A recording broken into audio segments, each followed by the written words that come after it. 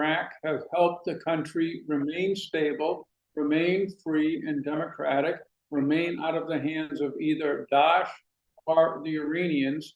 I would urge my government to talk with the Iraqi government to try to keep some presence. To be sure, we will have a security relationship after the troops leave, but we had one after 2011 as well.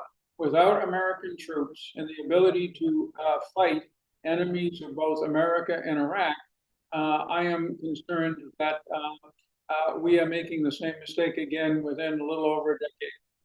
ISIS has shown an amazing ability to reconstitute. We have our best, most elite troops in Syria now for a decade. We have much of the US Air Force. They still are there in the Bedia Desert, south of the Euphrates, and they still have leaders in northwest Syria and Idlib, who just did a raid on one of their leaders just about a week ago. So, and ISIS can reconstitute.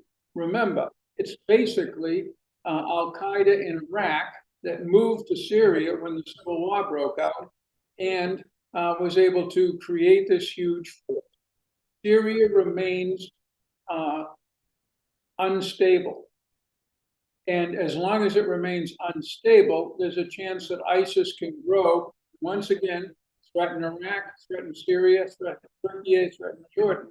That's the problem we have here. I generally do not believe that it makes sense to withdraw small numbers of US troops who do not cost us much money. We have almost 2 million troops under arms. We can afford a few thousand here and there, who are doing good work and not suffering significant casualties, which is the case. Yes, it does. The two are different. Once again, the purpose of both in their combat mission is to fight Daesh. But let's be honest, both Syria and Iraq have been plagued by Iranian interference and influence.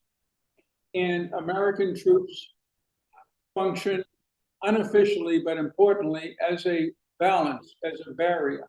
And that's another reason why it's important to have them on. And it's a reason some people in Iraq want them to go. Well, let me be clear. We're not in Iraq, rather Syria, to protect the minority rights of any one group. We're in Syria to promote stability and to fight Daesh. The Syrian Democratic Forces have been an extremely effective force in fighting Daesh. We still need them to do that. We need them to cooperate with US forces. On the other hand, we also need a stable Syria. That's how we got Daesh. Syria fell apart. Right now, Mr. al-Shara, the president, and the government in Damascus is trying to put it together. We are supporting that effort, and we're working with our friends in the Northeast, including the SDF, the Autonomous Administration, on a timetable for them to carry out agreements made in March with General Mazloum and President al-Shara. That's very important. We never went into Syria to create a separate state in the Northeast, and we will not do so.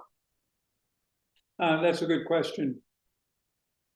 We will continue to have a very special place in our hearts for our Kurdish friends in Erbil and Sulaymaniyah, and the Peshmerga who fought so well against Saddam and then against Daesh when many others were retreating.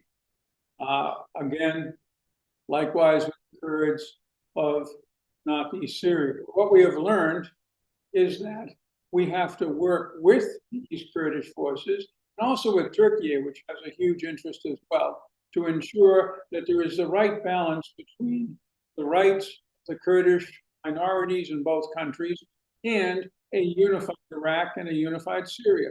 This is delicate. It is not easy. We believe we can do it.